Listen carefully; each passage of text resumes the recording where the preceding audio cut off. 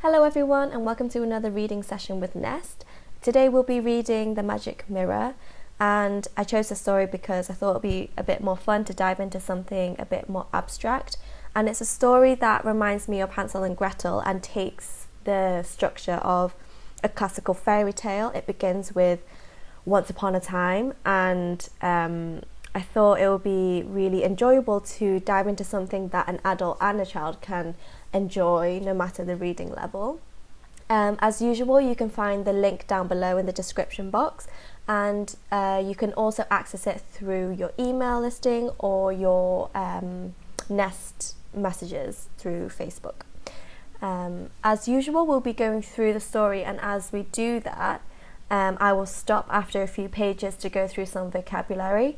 And because this story is a bit more lengthy, it's 25 pages long with a lot of text, we'll do part 1 today. We'll read half of it today, and then in 3 weeks' time, when I come back on here to do another reading session, we'll finish it. So hopefully you'll have a bit more time to get hold of the story, maybe practice your vocab and just read along with me. Feel free to pause the video if I'm going too fast and switch on the captions if that will help you with following the story or following what I'm saying. And I hope you guys will enjoy this one. Okay, so let's begin. The Magic Mirror. So the first page, you can see the little boy is holding a mirror, and there is a mysterious witch and there is a monster behind him, and I hope that gets you excited. Okay, so page 2. Once upon a time, not long ago, a group of friends were playing in a village when suddenly a strong wind swept them away. "What is this place?" they asked. "Where are we? It's so quiet and scary." "Look, there's a house," said one. "Let's go and see if someone is there to help us." The children walked to the house and peeked in the window. There they saw a table full of delicious food. Suddenly the front door opened as if by magic. A strange voice called out to them, "You look hungry. Come in and eat." Sam was suspicious. "I don't think we should eat this food," he warned his friends. "But we are so hungry," they wailed. "We can't bear this hunger any more, and the food looks so good." "Don't eat it if you don't want to," said one friend, "but don't stop us." As their friends went inside to eat, Sam held on tightly to his sister's hand. "Sam, I'm so hungry," she cried. "I want to eat too." Sam shook his head. "No, Soy. Remember what our parents told us. Don't eat to fill your hunger. Don't act to fill your ego. And don't you think this house is strange?" All of a sudden, Sam and Soy saw that their friends had turned into monsters. Sam grabbed Soy's hand and ran through the door into the forest. Okay, so that is page 6, and we will stop there and go back and do some vocabulary. So let's go back to page 2, where we can see the children outside of a cabin and in the forest. So, on the second line, where it says swept them away. So suddenly a strong wind swept them away. Okay, so swept is the past tense to sweep, and it just means, in this context, because sweep has many meanings, a strong wind swept them away. It means the wind moved or pushed them in away. And it just means the wind was so strong that it was moving the children. It was forcing them in a certain direction, and they couldn't control it. And the next page, page 3. The children walked to the house and peeked in the window. So peeked, we'll be looking at that word now. You can see the children just peering through the window and looking at the food at the table. So peeked is the past tense, is a past participle for peek. And peek means to look quickly or secretly. And that means that you don't want someone to catch you looking. So that's why peek is used here, is because they're peeking, they're looking in a subtle and secret way very quickly, and they don't want to be caught. And then a strange voice called out to them.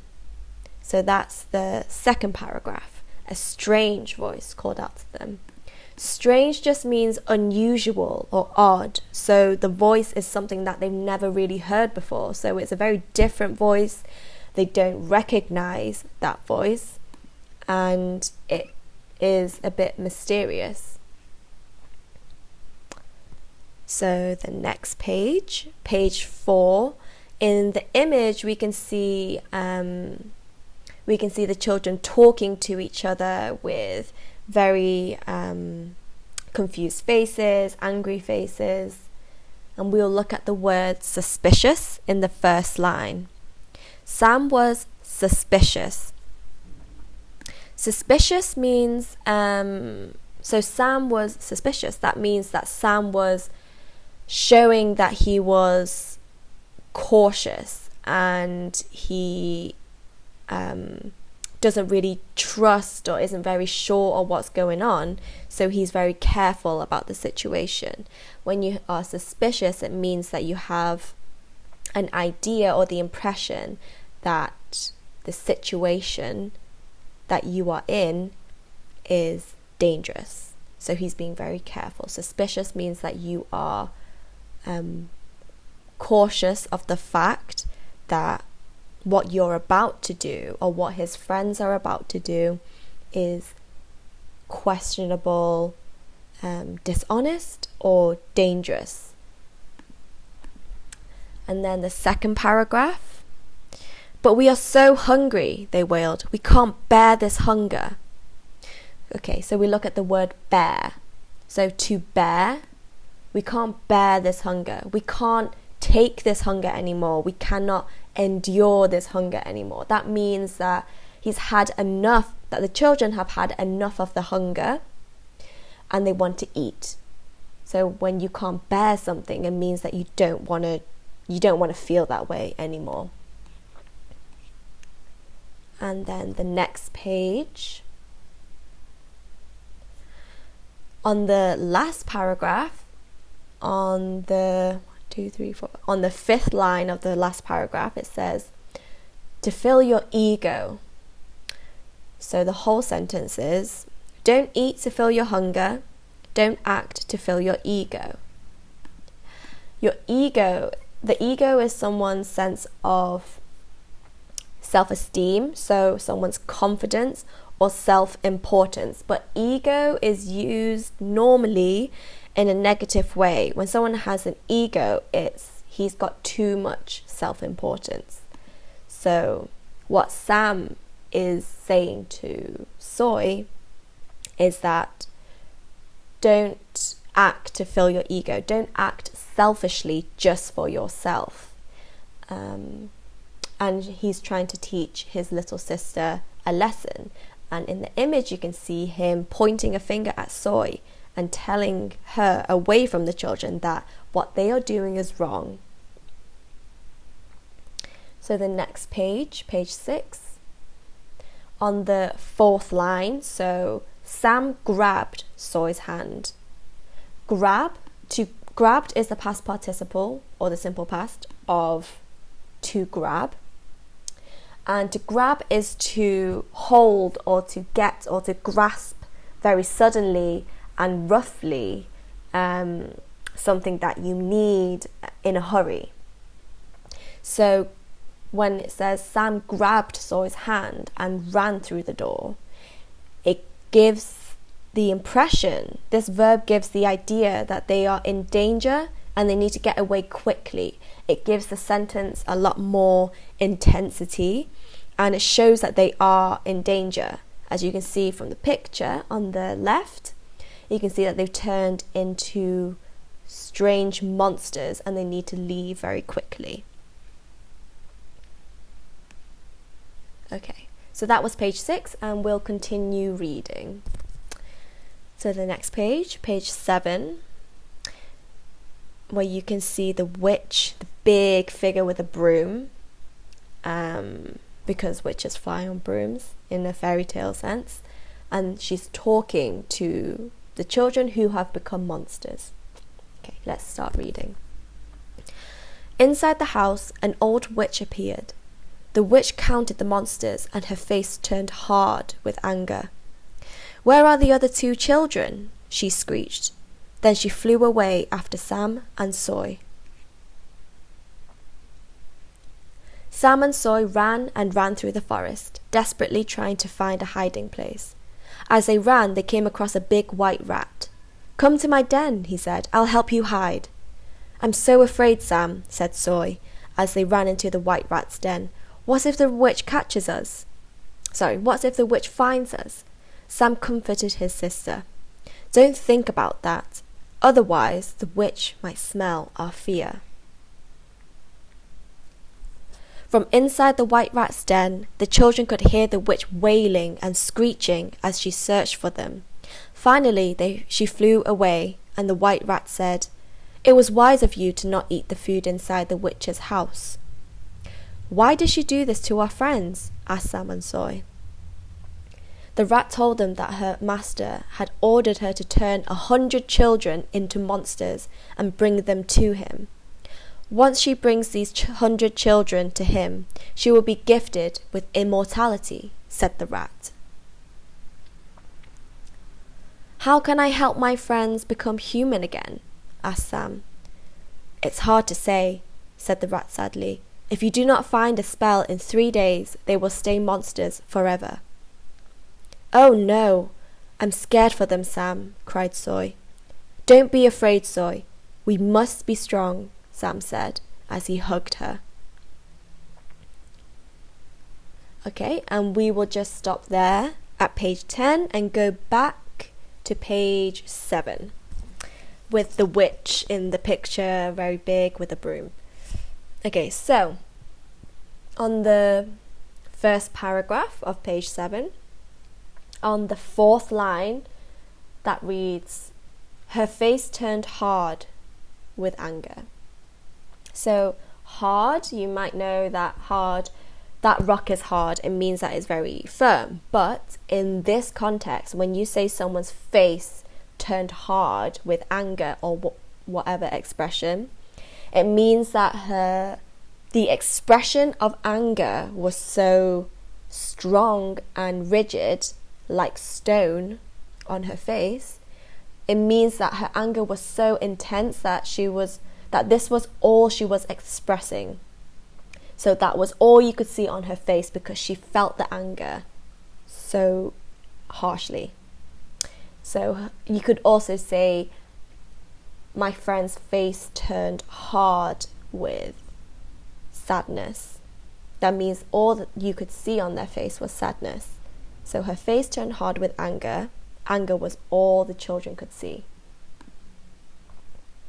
And then on the second paragraph, on the second line, she screeched. "Where are the other 2 children?" she screeched. So screeched is the past tense of to screech. And screeching is a very specific sound. In this context, it means that she spoke very loudly and harshly, almost like she's screaming. But screeching is very expressive, and it's a very unpleasant sound, and it just shows that she was very angry and feeling very furious at the fact that the children got away. And then next page, page 8. On the second line, on the first paragraph, it says, "Desperately trying to find a hiding place." The whole sentence, Sam and Soy ran and ran through the forest, desperately trying to find a hiding place. When they say desperately, it means that they were hopeless and they were in distress and they felt that they had no other way of surviving, so they were really trying to find a hiding place to hide from the witch. So when you're desperate, you feel like almost all hope is gone.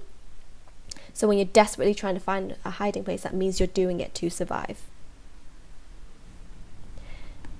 And in the second paragraph, on the second line, "Come to my den," he said. "I'll help you." So den has two meanings here, which makes it a bit more fun. So den has, firstly, it means an animal's hidden home. So in the forest, where a mouse or squirrel or a badger, where they have a hidden home underground, under a tree, within a tree, where you can't see their home, that is a den.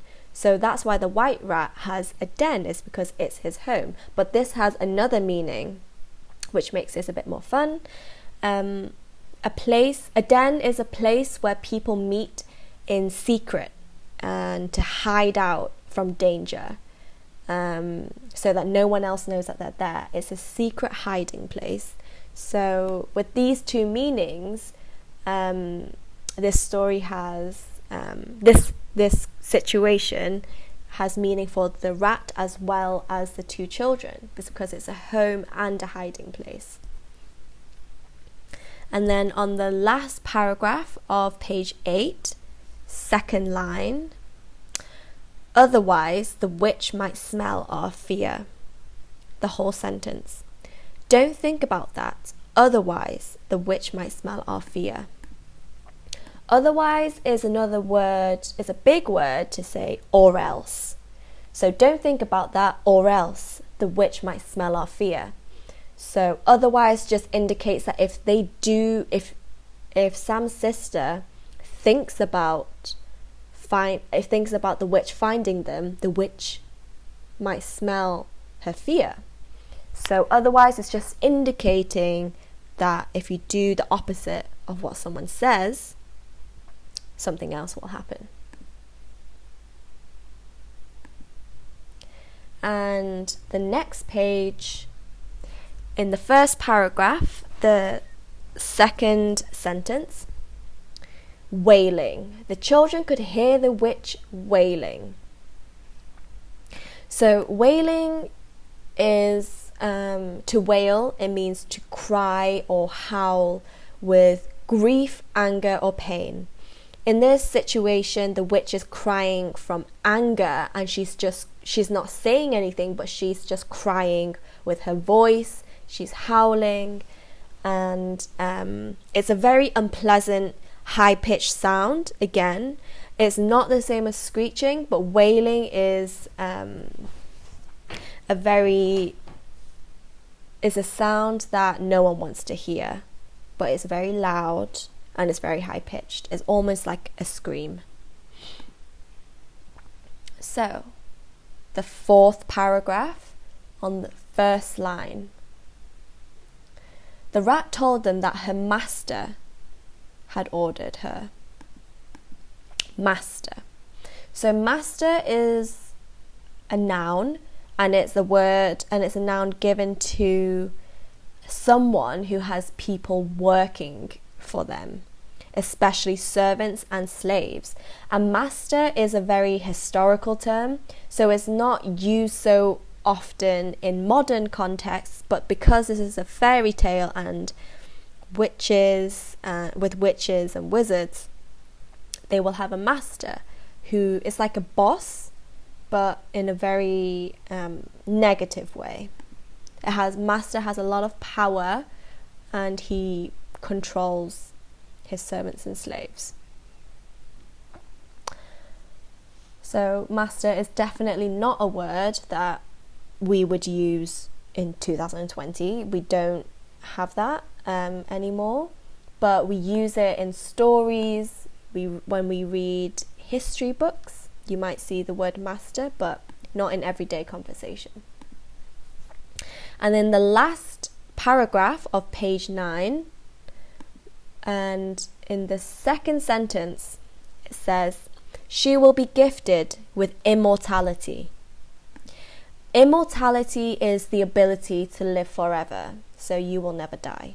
When you're immortal, you don't die. Okay, and the next page, on the first paragraph on page 10, second sentence, human. How can I help my friends become human again? Human is just a person. I don't know if you've come across that word before, but in everyday conversation we just say person, people, them. We just use the normal pronouns. But human is just to become a person again, from monster to human. And then the second paragraph, first line, it's hard to say. Hard. So when you say something is hard to say, it's metaphorical. No, sorry, it's figurative.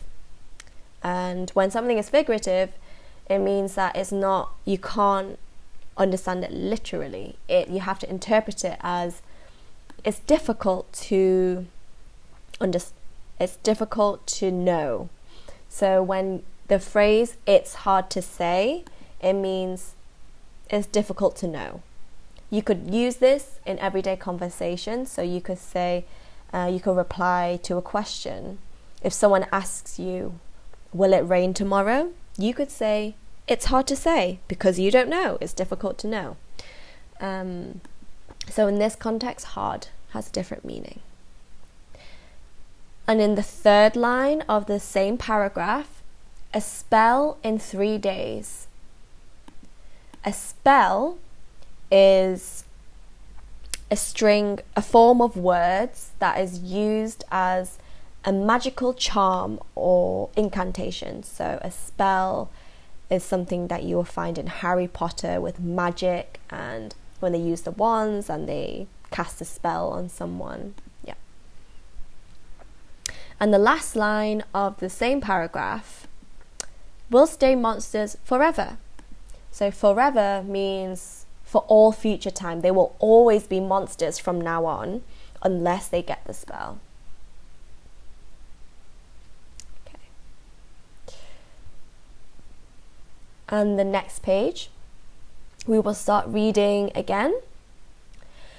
Do you know how we can help our friends? Sam asked the rat. Yes, said the rat. You must find the magic mirror in the mysterious temple. It will help you save your friends. Where is the mysterious temple? Asked Sam. It's far away in the east. Hurry, go now, said the rat. As they left, Sam said, Soy, you must search for a village and tell them about what's happened to our friends. I will travel east and find the mirror. As Sam walked, he remembered what his grandfather had told him. Your words will help you find the way. Okay, and we'll just stop there in the middle of page 13. And let's go back to page 11 and start with second paragraph in the second line. You must find the magic mirror in the mysterious temple. So there are 3 words that I want to go through with you, and magic mirror is one. So mirror on the second line. A mirror, I'm sure you might know it already if you've come across your furniture words. A mirror is something that reflects the image that's in front of them. So in your bathroom or bedroom, when you use a mirror, you can see what you look like. You can comb your hair and you can just reflect a clear image from it. A mysterious temple in the third line. Mysterious means that it's difficult to completely understand. It's actually quite strange and peculiar, and no one can really understand fully what it is. So something that is mysterious is a place of mystery. So here he's saying the mysterious temple. It means the temple is difficult to understand, but it's very strange, peculiar. And temple is a building that is devoted to the worship of God. So it's a place of worship. And the next page, on the first line, Sam says, "So you must search for a village." Search, in the first line, just means to look for. And it's a word, there's just a synonym, so you have to look for this, you have to search for this. And in the image you can see that Sam is pointing to another direction, east, and he's saying you have to look for the village and tell them about what's happened to our friends.